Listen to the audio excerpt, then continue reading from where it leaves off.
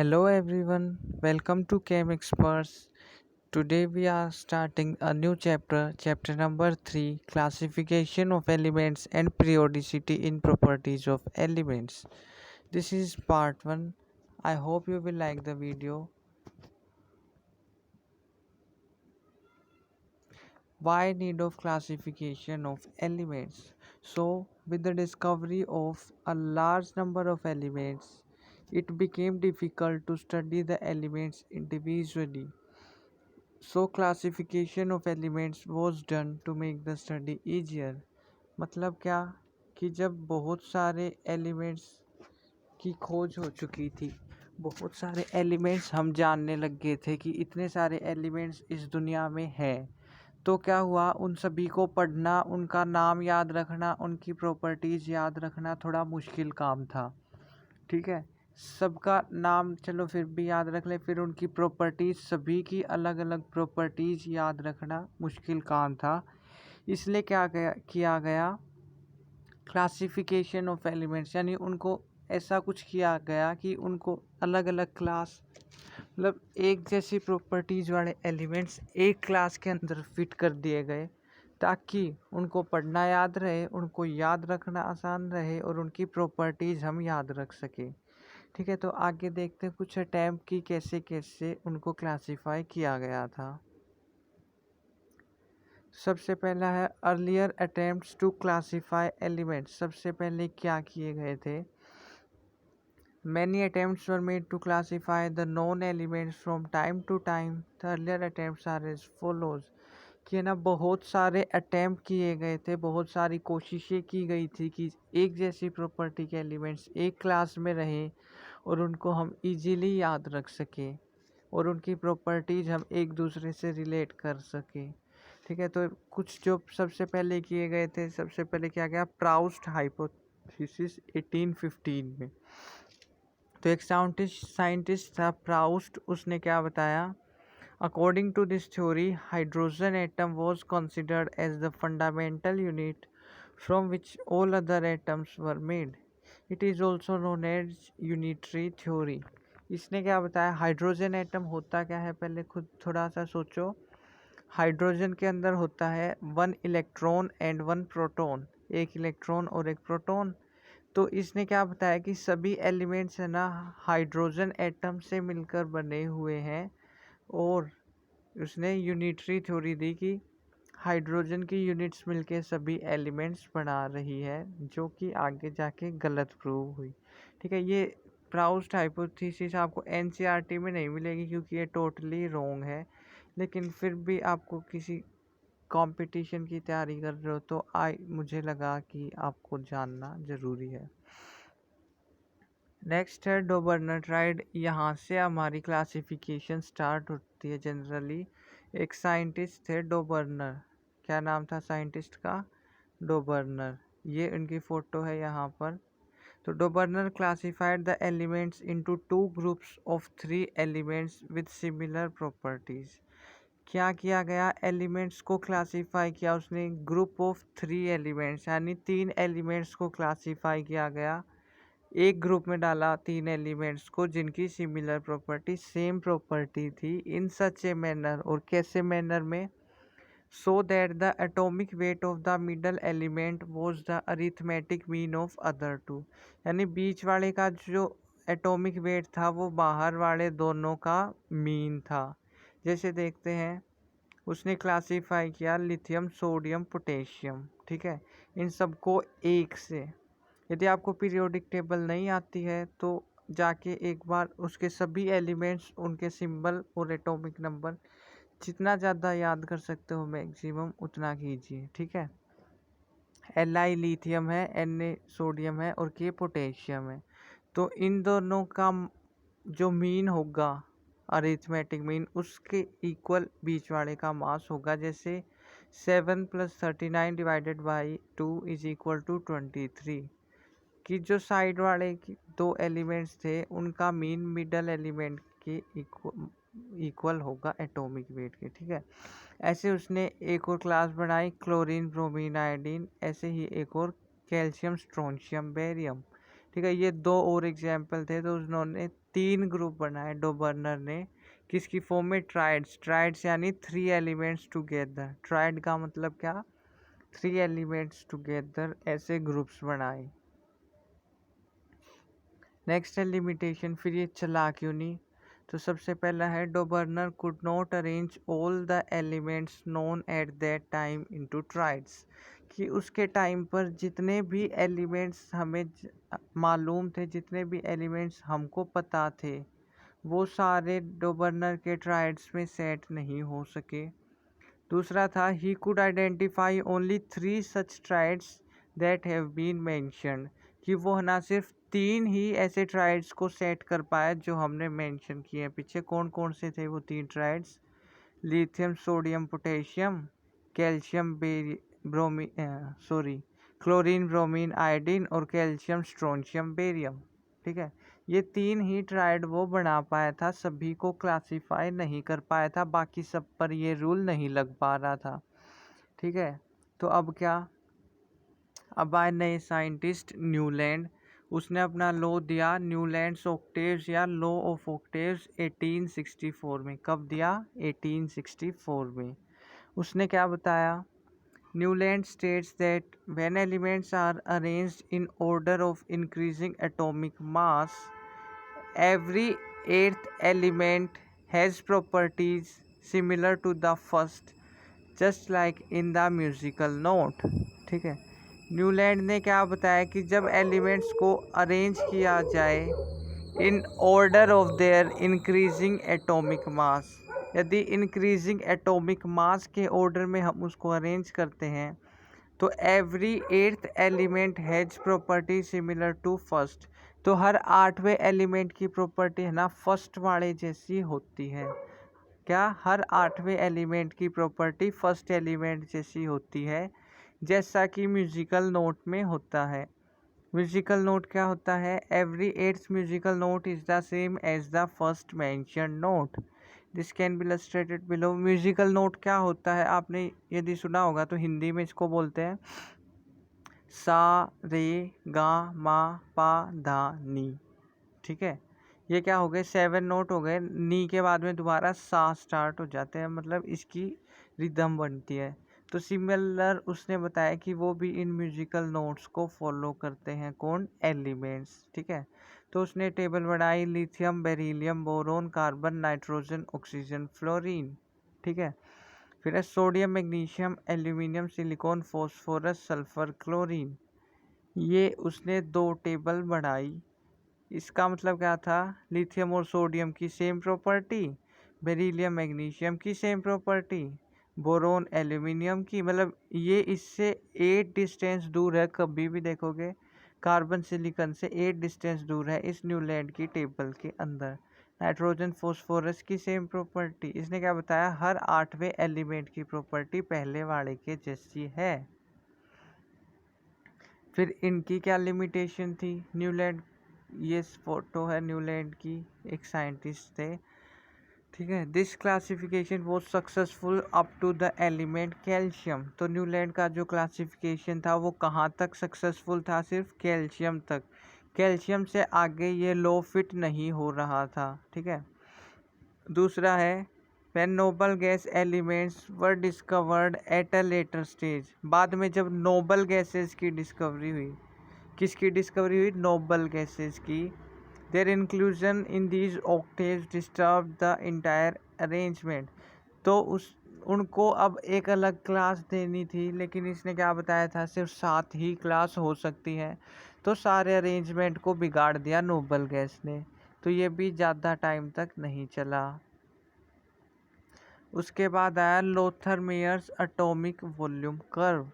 एक साइंटिस्ट थे Lothar Meyer, उन्होंने एटॉमिक वॉल्यूम की कर्व फाइंड आउट की 1869 में। ठीक है, पढ़ते हैं क्या? Meyer presented the classification of elements in the form of a curve between atomic volume and atomic masses and state that the properties of the elements are the periodic functions of their atomic volume। Mayor ने क्या किया, एक classification दिया elements का, किसकी form में, एक curve की फॉर्म में। कर्व का मतलब है ग्राफ की फॉर्म में। और उसने ग्राफ किसके बीच में बनाया, एटॉमिक वॉल्यूम और एटॉमिक मास के बीच में। ठीक है, एटॉमिक वॉल्यूम और एटॉमिक मास के बीच में ग्राफ बनाया। और उसने बताया कि जो प्रॉपर्टीज ऑफ एलिमेंट्स है वो पीरियोडिक फंक्शन है किसकी, एटॉमिक वॉल्यूम की। यानी जो उसमें पीरियोडिसिटी आती है, मतलब कुछ पीरियड के बाद वो रिपीट होती है, वो किसका फंक्शन है, एटॉमिक वॉल्यूम का। ठीक है, एटॉमिक वॉल्यूम क्या होती है, atomic volume is equals to molecular mass divided by density. Atomic volume is equal to molecular mass divided by density. He concluded that the elements with similar properties occupy similar position in the curve. उसने क्या बताया कि वो elements जिनकी same property है वो graph के अंदर एक सेम सी पोजीशन ऑक्यूपाई करते हैं। ठीक है, अब हम देखते हैं उनके ग्राफ कैसे थे, कौन से थे। तो ये था लोथर मेयर का ग्राफ। तो लोथर मेयर ने क्या देखा कि कुछ कुछ टाइम इंटरवल के बाद एक सेम कर्व ग्राफ रिपीट हो रहा है। जैसे ये था, फिर कर्व आ गई, फिर नीचे गया एकदम से, फिर ऐसे ऐसे, फिर कर्व आ गई। और इस वाई एक्सिस पर क्या लिया था, एटॉमिक वॉल्यूम, और एक्स एक्सिस पर एटॉमिक मास। तो उसने क्या बताया कि एटॉमिक वॉल्यूम चेंज होने पर पीरियोडिक प्रॉपर्टीज आ रही है। तो एटॉमिक वॉल्यूम जो है वो पीरियोडिक फंक्शन है। लेकिन ये भी ज़्यादा टाइम तक नहीं चला। ठीक है, उसके बाद है मेंडलीव पीरियोडिक टेबल। क्या है, मेंडलीव पीरियोडिक टेबल, ये है मेंडलीव। ठीक है, मेंडलीव को एक जीके का क्वेश्चन भी है, आपके आईआईटी और नीट के एग्जाम में भी पूछा जा सकता है। Who is known as father of periodic table. तो मेंडलीव का नाम हमेशा आता है। पहली प्रॉपर जिसमें सभी एलिमेंट सेट कर सके ऐसी पीरियोडिक टेबल किसने दी थी, मेंडलीव ने दी थी।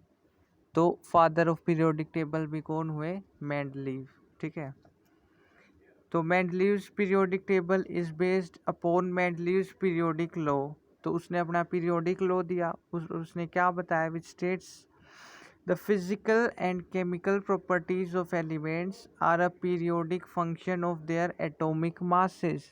कि जो एलिमेंट्स हैं उनकी फिजिकल और केमिकल प्रॉपर्टीज हैं वो पीरियोडिक फंक्शन है किसकी, उनके एटॉमिक मास की। Physical and chemical properties of elements are a periodic function of their atomic mass. कि अब उसने क्या बता दिया कि जो पीरियोडिसिटी है वो एटॉमिक मास की वजह से रिपीट हो रही है। At the time of Mendeleev only 63 elements were known. कि मेंडलीव के टाइम पे ओनली 63 एलिमेंट्स ही हमें नोन थे। आज ज़्यादा है, उस टाइम पे केवल 63 एलिमेंट्स की ही डिस्कवरी हुई थी। ठीक है, आगे है this periodic table is divided into 7 horizontal rows. ये पीरियोडिक टेबल उसने कितने पार्ट्स में डिवाइड की, 7 हॉरिजॉन्टल रोज, जिसको बोला गया पीरियड्स की। 7 तो ऐसे हॉरिजॉन्टल रोज थी, उसको इसने पीरियड्स बोला। और 8 थे वर्टिकल कॉलम्स या ग्रुप्स। 8 ऐसे वर्टिकल कॉलम थे जिनको बोला गया ग्रुप। पीरियड्स और ग्रुप्स आपको याद रखने हैं, पीरियड्स हॉरिजॉन्टल और ग्रुप्स वर्टिकल। ठीक है, फिर क्या था, zero group was added later in the modified Mendeleev periodic table. कुछ टाइम बाद कौन सा ग्रुप जोड़ा गया, जीरो ग्रुप भी जोड़ा गया था। ठीक है, किसमें, मेंडलीव्स पीरियोडिक टेबल के अंदर।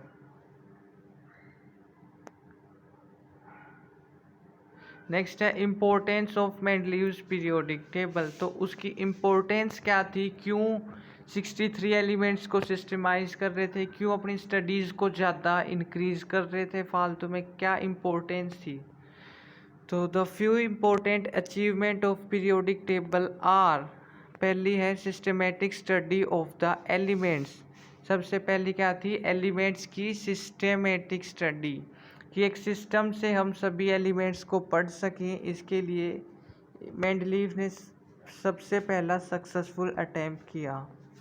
दूसरा है prediction of new elements and their properties, he left space for the elements yet to be discovered, कि उसने कुछ एलिमेंट्स की जगह छोड़ दी, वहाँ पर कोई एलिमेंट्स नहीं बन रहे, और उसने बताया कि कुछ एलिमेंट्स ऐसे होते हैं जिनकी प्रॉपर्टीज ऐसे मिलेगी और वो अभी तक हमने डिस्कवर नहीं किए हैं। ठीक है, तो ये एक इम्पोर्टेंट बात थी डिस्कवरी के लिए भी, साइंस के लिए। ठीक है, कि हम पहले से बता दें कि ऐसी कोई चीज़ है और वो हमने अभी तक डिस्कवर नहीं की है, और वो सच में यदि ऐसी चीज़ बाद में मिल जाती है तो वो एक ग्रेट प्रोडिक्शन होती है। ठीक है, जैसे एग्जाम्पल देखते हैं, he left spaces for gallium and germanium, किसके लिए स्पेस छोड़ा उसने? गैलियम और जर्मेनियम के लिए। And named these elements as, और इन एलिमेंट्स का नाम क्या दिया? इक्का एल्यूमिनियम और इक्का सिलिकॉन।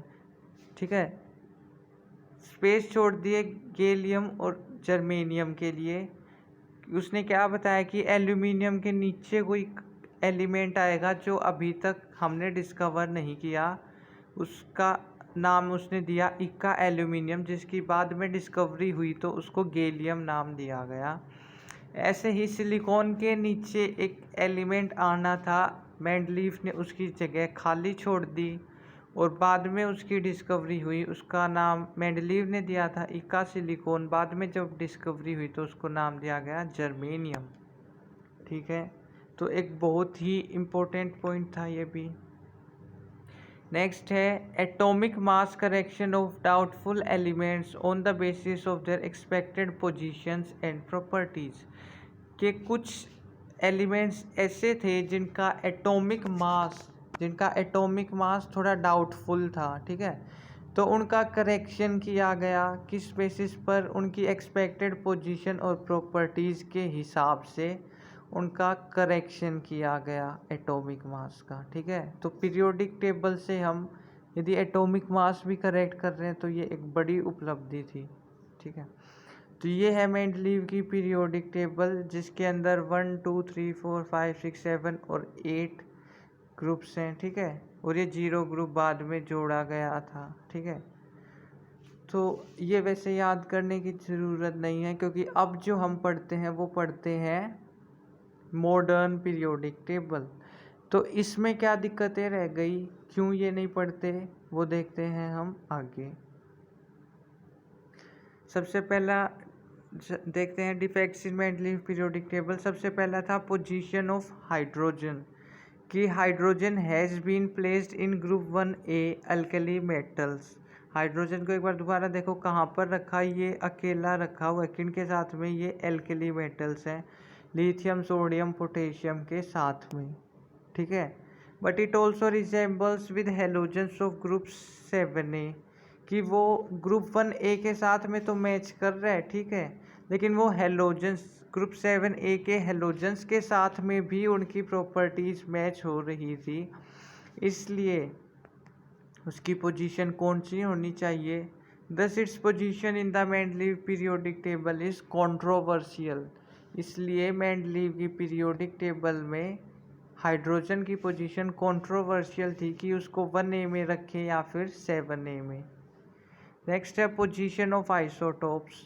तो लास्ट चैप्टर में मैंने बताया था आइसोटोप्स क्या होते हैं। आइसोटोप्स वो होते हैं जिनका एटॉमिक नंबर डिफरेंट होता है लेकिन एटॉमिक मास या एटॉमिक वेट सेम होता है। ठीक है, तो मेंडलीव ने बताया कि जो पीरियोडिक प्रॉपर्टी है वो क्या है? एटॉमिक वेट, यानी वो रिपीट हो रही है एटॉमिक वेट के हिसाब से।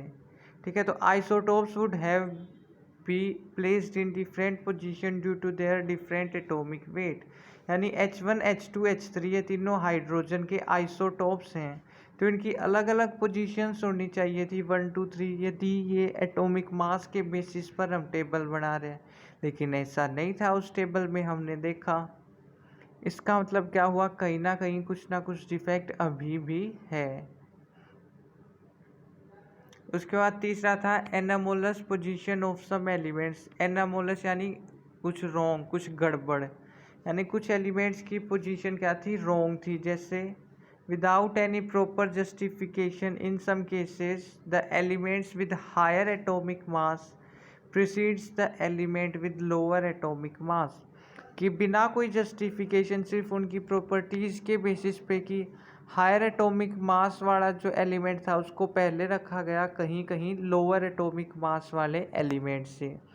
जैसे एल्यूमिनियम जिसका एटॉमिक वेट 39 है उसको पहले रखा गया पोटेशियम जिसका वेट 39.1 है, सॉरी एल्यूमिनियम का है 39.9 और पोटेशियम का है 39.1, और पहले रखा गया एल्यूमिनियम को, जबकि यदि एटॉमिक मास के हिसाब से हम अरेंज कर रहे हैं तो पोटेशियम पहले आना चाहिए था, लेकिन ऐसा नहीं हुआ।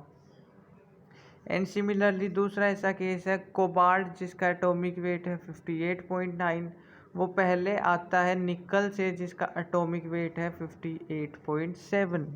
तो एटॉमिक मास के या एटॉमिक वेट के हिसाब से तो हमने अरेंज किया ही नहीं। एक बात ध्यान रखना है, यहाँ एटॉमिक वेट और एटॉमिक मास एक ही चीज़ है, एक ही बात है, ठीक है, दोनों में कंफ्यूज नहीं होना है। नेक्स्ट है position of lanthanoids and actinoids, कि lanthanoids and actinoids were not placed in the main periodic table, कि जो मेन पीरियोडिक टेबल थी उनके अंदर लैंथेनोइड्स और एक्टिनोइड्स की जगह नहीं थी। ये लैंथेनोइड्स और एक्टिनोइड्स क्या है ये मैं आगे डिटेल में बताऊंगा। तो इसके लिए क्या हुआ, इतनी कमियां निकाल दी, फिर आया मॉडर्न पीरियोडिक टेबल। ये कब मिली, 1913 में। कब, 1913 में। किसने दी, हेनरी मोजले ने। तो father of modern periodic table यदि आपसे पूछा जाए तो क्या बताओगे, हेनरी मोजले। हेनरी मोजले रशियन साइंटिस्ट था। और यदि फादर ऑफ पीरियोडिक टेबल सिर्फ पूछा जाता है तो वो होता है मेंडलीव, ठीक है, क्योंकि मेंडलीव की पीरियोडिक टेबल काफ़ी हद तक सही थी, बहुत सेटिस्फाइंग थी काफ़ी लिमिट तक। मोजले की मॉडर्न पीरियोडिक टेबल हम पढ़ते हैं। मोजले मॉडिफाइड मेंडलीव्स पीरियोडिक लॉ, मोजले ने अपना मेंडलीव पीरियोडिक लॉ मॉडिफाई किया। He stated physical and chemical properties of elements are the periodic function of their atomic numbers. उसने क्या बताया कि जो फिजिकल और केमिकल प्रॉपर्टीज है एलिमेंट्स की, उन किसकी पीरियोडिक फंक्शन है, वो एटॉमिक नंबर की। मेंडलीव ने एटॉमिक मास बताया था, अब मोजले ने एटॉमिक नंबर बता दिया। It is known as modern periodic law, इसको क्या बोला गया, मॉडर्न पीरियोडिक लॉ बोलते हैं। And considered as the basis of modern periodic table, कि जो मॉडर्न पीरियोडिक टेबल आज हम देखते हैं 118 एलिमेंट्स वाली, वो इस modern periodic law by Henry मोजले पर डिपेंड करती है। ये हेनरी मोजले की फ़ोटो है। तो when the elements were arranged in increasing order of atomic numbers, जब एलिमेंट्स को अरेंज किया गया increasing order of atomic number पे, तो it was observed that the properties of elements were repeated after certain regular intervals.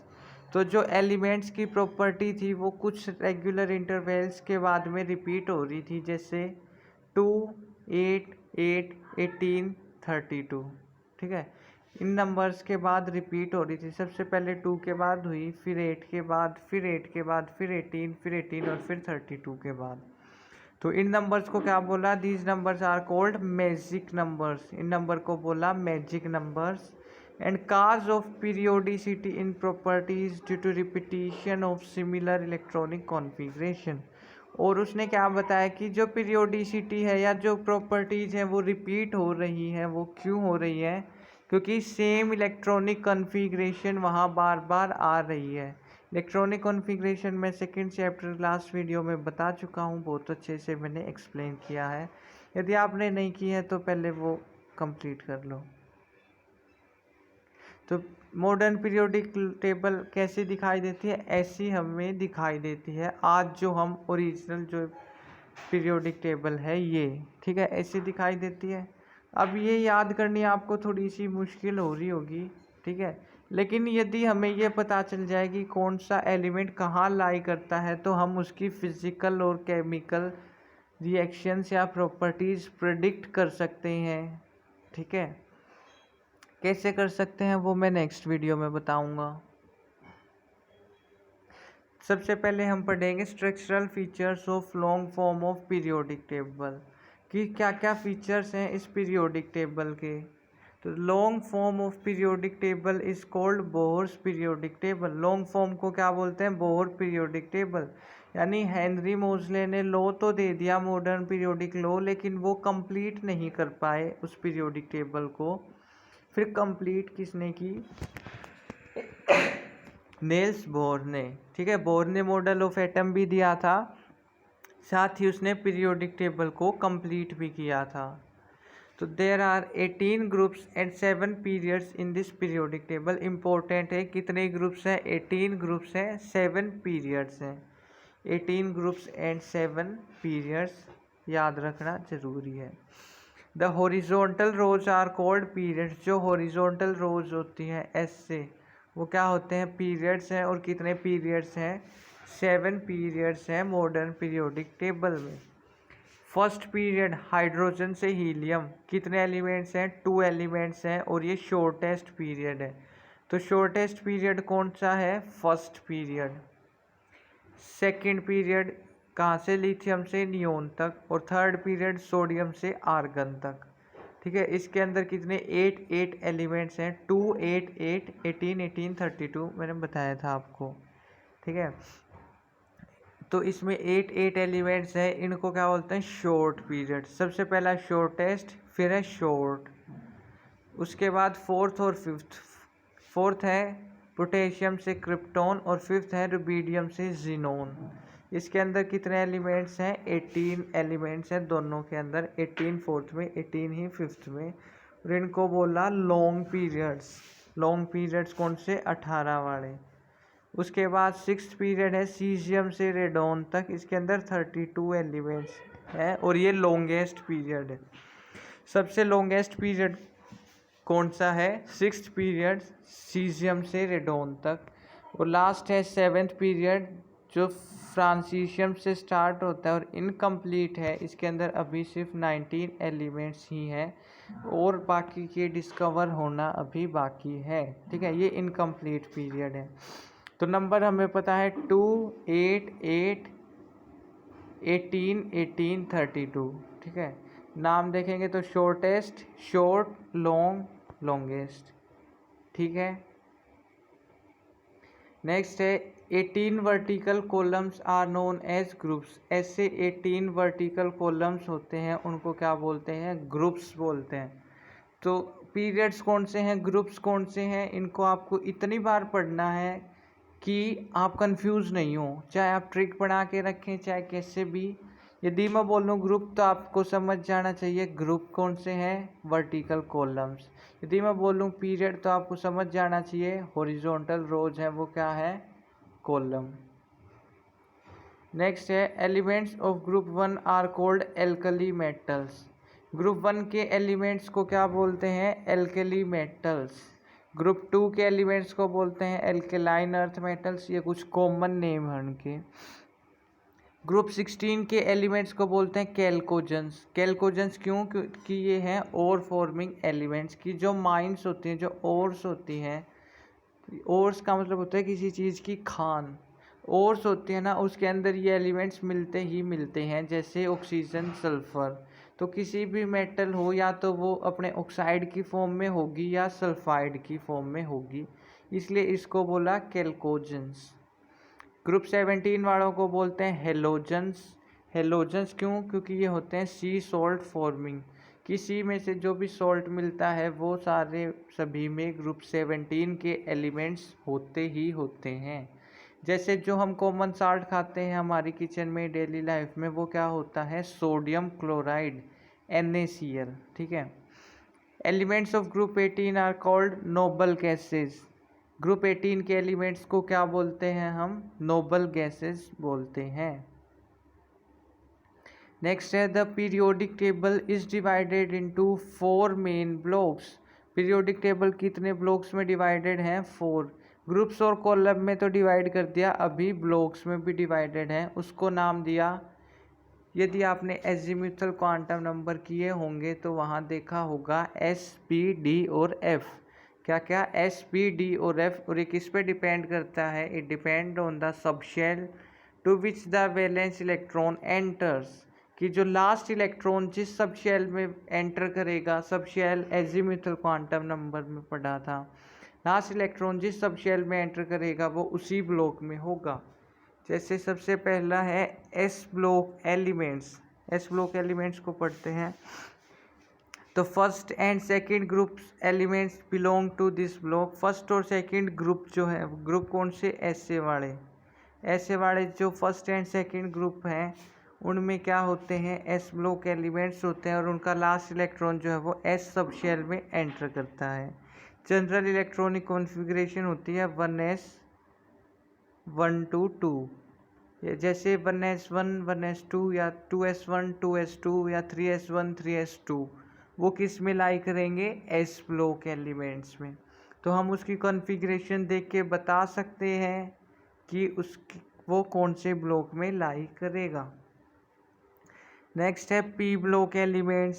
P block elements कौन से? Group 13 to group 18। Group 13 से group 18 वाले किस में बिलोंग करते हैं? To this block in which last electron enters in P orbital, जिसके अंदर लास्ट इलेक्ट्रॉन किस में एंटर करता है? पी ऑर्बिटल के अंदर। तो general electronic configuration is NS1 NS2 NP126, यानी NS उसके अंदर पहले कम्प्लीटली फिल्ड होगा, फिर NP के अंदर 1 से लेकर 6 तक ऑर्बिटल्स होते हैं। जैसे 2s2 2p1 2s2 2p4, ये सारे 3s2 3p5 3s2 3p3, ये कौन से? पी ब्लॉक एलिमेंट्स होंगे। फिर है this is the only block which contain metal non metal and metalloid. तो एक इम्पोर्टेंट क्वेश्चन है, यदि आपसे पूछता है कि वो कौन सा ब्लॉक है जिसके अंदर मेटल नॉन मेटल और मेटलॉइड्स तीनों तरह के एलिमेंट्स होते हैं, तो वो है पी ब्लॉक। ठीक है। मेटलॉइड्स क्या होते हैं? सेमी मेटल्स भी हम उनको बोलते हैं। सेमी मेटल्स के एग्जाम्पल हैं boron, silicon, germanium, arsenic, SB, tellurium और एस्टेटीन। ठीक है। फिर है represents of elements of S and P block elements are collectively called representative elements, कि जो एस और पी ब्लॉक के एलिमेंट्स हैं उनको हम कलेक्टिवली क्या बोलते हैं? रिप्रेजेंटेटिव एलिमेंट्स बोलते हैं। नेक्स्ट है D block elements. D block elements कौन से? Group 3 to 12 belong to this block. कौन कौन से? ग्रुप 3 से लेकर ग्रुप 12 तक जो एलिमेंट्स होंगे वो डी ब्लॉक में लाई करते हैं, in which last electron enters in D orbit. जो लास्ट इलेक्ट्रॉन है वो कौन से ऑर्बिट में या कौन सी सब शेल में जाता है? डी में। They have inner complete shell so as known as transition elements. उसके अंदर क्या होती है? अंदर एस और पी की उनके अंदर इनकम्प्लीट शेल होती है। ठीक है, इसलिए उनको क्या बोलते हैं? Transition elements. General electronic configuration क्या है? NS1 to 2 N-1 D 1 to 10। क्या है? NS1 to 2 N-1 D 1 to 10। D block elements are generally coloured. D block के जो एलिमेंट्स होते हैं वो जनरली कलर्ड होते हैं। Paramagnetic and exhibit variable valency. क्या होते हैं? प्रॉपर्टीज कलर्ड होते हैं, पैरामैग्नेटिक होते हैं और वेरिएबल वैलेंसी। वैलेंसी उनकी एक से ज़्यादा शो करते हैं। कौन? D block elements. नेक्स्ट है एफ ब्लॉक एलिमेंट्स। तो हमें पता है एफ ब्लॉक एलिमेंट्स कौन से होंगे? In which last electron enters in F sub shell. F sub shell start कहाँ से होती है? 4 से। तो 4f और 5f सिर्फ 2 ही सीरीज है, only 2 series, 4f and 5f। 4f वाले को बोलते हैं लेंथेनॉइड्स और 5f वाले को बोलते हैं एक्टिनॉइड्स। और ये सब की पोजीशन मेंडलीव ने नहीं दी थी, उसकी डीमेरिट्स में मैंने आपको बताया था। तो लेंथेनॉइड्स कौन से? 4f सीरीज और एक्टिनॉइड्स कौन से? 5f series. उनकी जनरल इलेक्ट्रॉनिक कॉन्फ़िगरेशन क्या होगी? N-2 F1 to 14 N-1 D 0 to 1 NS2। ठीक है, ये इनकी इलेक्ट्रॉनिक कॉन्फ़िगरेशन होगी। फिर है एफ ब्लॉक एलिमेंट्स को और क्या बोलते हैं? Inner transition elements. डी वालों को ट्रांजिशन एलिमेंट्स और एफ वालों को इनर ट्रांजिशन एलिमेंट्स। फिर है elements with atomic number greater than 92, वो एलिमेंट्स जिनका एटॉमिक नंबर 92 से ज़्यादा है उनको क्या बोलते हैं, ट्रांस यूरेनियम एलिमेंट्स। 92 किसका एटॉमिक नंबर होता है, यूरेनियम का। यूरेनियम से आगे वाले जो एलिमेंट्स हैं उनको हम ट्रांस यूरेनियम एलिमेंट्स बोलते हैं। All these elements are man made, ये सारे एलिमेंट्स क्या है, मैन मेड है, नेचर में नहीं पाए जाते हैं। हम कैसे बनाते हैं इनको, थ्रू आर्टिफिशियल न्यूक्लियर रिएक्शंस। हम जानबूझ के कुछ कुछ रिएक्शंस को मैनिपुलेट करके ऐसे सब बनाते हैं। We are recently on August 16, 2003, very recently 16 अगस्त 2003 को IUPAC approve the name for element of atomic number 110 as darmstadtium with symbol DS, कि 2003 में ही एक नए एलिमेंट की डिस्कवरी हुई जिसका एटॉमिक नंबर 110 था, लेकिन ये नेचर में नहीं था, इसको साइंटिस्ट ने लेबोरेटरी में सिंथेसाइज किया और IUPAC ने इसका नाम दिया डार्मास्टेडियम और सिंबल है इसका DS। ठीक है, IUPAC क्या है, international union for pure and applied chemistry, कि पूरी दुनिया के अंदर जो भी केमिस्ट्री की नई रिसर्च होती है उनको name and regulation, rules and regulations कौन बनाता है, IUPAC बनाता है।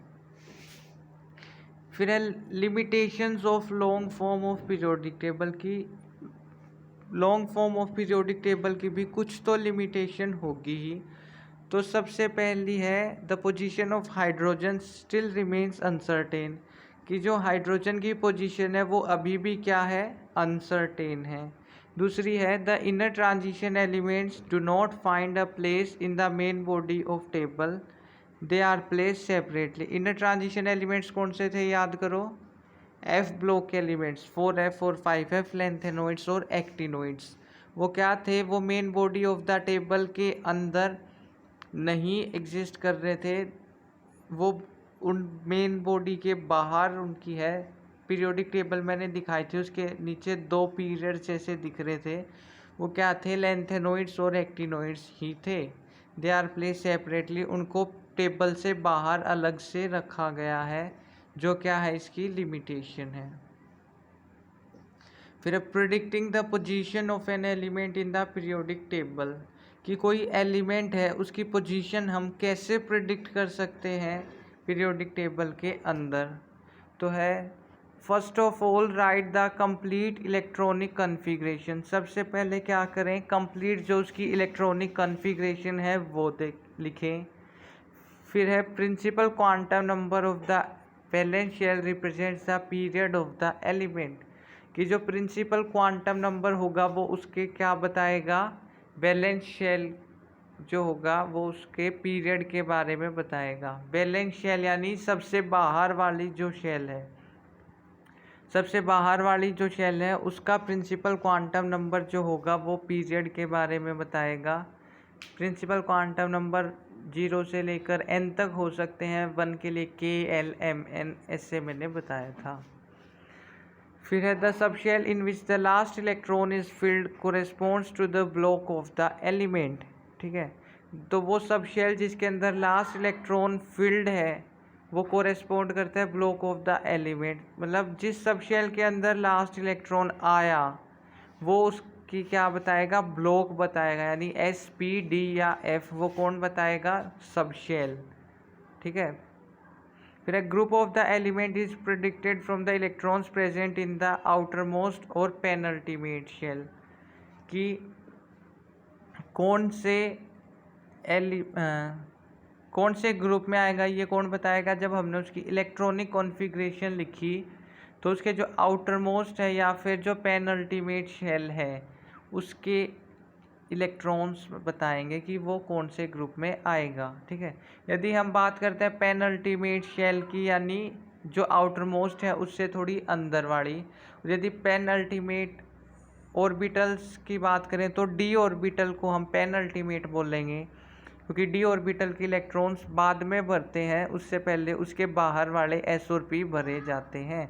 जैसे 3D भरने से पहले 4S कम्प्लीटली फिल हो जाता है, तो इसीलिए डी ऑर्बिटल को या डी ग्रुप को, डी सब शेल को क्या बोलते हैं? पेन अल्टीमेट शेल भी बोल सकते हैं।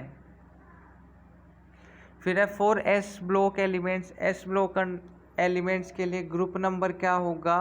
ग्रुप नंबर होगा number of N S electrons, यानी उसके अंदर एक एस के अंदर एक इलेक्ट्रॉन है तो वो फर्स्ट ग्रुप में होगा, 2 है तो सेकंड में। पी ब्लॉक एलिमेंट्स के लिए क्या होगा? 10 plus number of N S and N P electrons. Group number कैसे बताएंगे? नंबर ऑफ एन एस और एन पी इलेक्ट्रॉन्स जो भी हैं उसके अंदर 10 ऐड करने पर।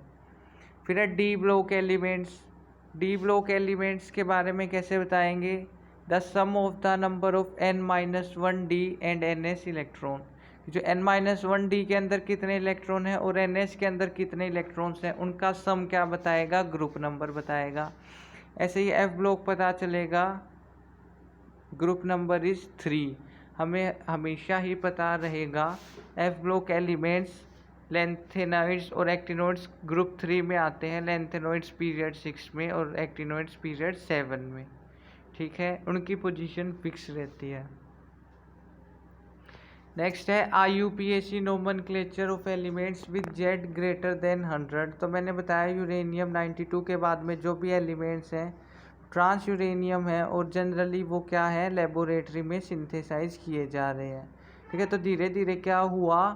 इनकी सिंथेसाइज ज़्यादा होने लगी। अब सिंथेसाइज ज़्यादा होने लगी तो सभी यूँ बोले हमने पहले डिस्कवर किया, तो जो नाम हम देंगे वो होना चाहिए। पहले क्या होता था कि जो साइंटिस्ट किसी एलिमेंट की डिस्कवरी करता है वो उस एलिमेंट का नाम रख सकता है। ठीक है, अब आ गए भाई हम रखेंगे तो मतलब थोड़ा डिस्प्यूट हो गया। तो IUPAC ने क्या किया कि भाई तुम छोड़ो, जिनका एटॉमिक नंबर Z से ज़्यादा है उनके हम रूल बना देते हैं, उसके हिसाब से उनकी नेमिंग होगी, वो भी रूट वर्ड्स को यूज़ करके। जैसे 0 के लिए अन, 1 के लिए nil, bi, tri, quad, pent, hex, sept, oct और एन। जैसे हमें लिखना है 102 के लिए, तो उसके अंदर क्या होगा? नील, अन, बाई और उसके आगे सफिक्स लगा देंगे ईएम, तो उसका नाम होगा 102 का नील अन बाई ईएम। ठीक है, ऐसे ही जैसे 105 होगा तो नील अन पेंटियम। तो ऐसे आप कर सकते हैं। बिल्कुल ये 9 नाम याद करने हैं जो आप 2-3 बार बोलोगे तो आपको बहुत ही इजीली याद हो जाएंगे। ठीक है, नेक्स्ट है anomalous behaviour of the first element of a group. कि किसी भी ग्रुप का जो फर्स्ट एलिमेंट है उसका एनामोलस बिहेवियर देखा गया। एनामोलस यानी बाकी सबसे अलग। तो the first element of a group differs considerably from its congeners. कि किसी भी ग्रुप का जो पहला एलिमेंट है वो डिफर करता है बाकी के कॉन्जेनर से। कॉन्जेनर यानी rest of the element of its group से डिफर करता है। तो इसका रीजन क्या बताया गया? इसका रीजन था स्मॉल साइज। पहला जो है उसका स्मॉल साइज है, हाई इलेक्ट्रोनेगेटिविटी है और non availability of D orbitals for bonding. D orbital सबसे पहले कहाँ पे आता है? 3 वाले पीरियड में, 3rd पीरियड में। उससे पहले सिर्फ S और P ही होते हैं, तो डी ऑर्बिटल क्या हो गया? नॉन अवेलेबल है। तो इसके लिए क्या हुआ? Anomalous behaviour is observed among the second row elements lithium to fluorine. Anomalous behaviour show किया गया लिथियम से फ्लोरीन तक। उसके 3 रीजन क्या थे ये मैंने बता दिए, इम्पोर्टेंट है बहुत ज़्यादा। Thanks for watching, I hope you like the video. For more such videos please subscribe my YouTube channel came experts. Thank you.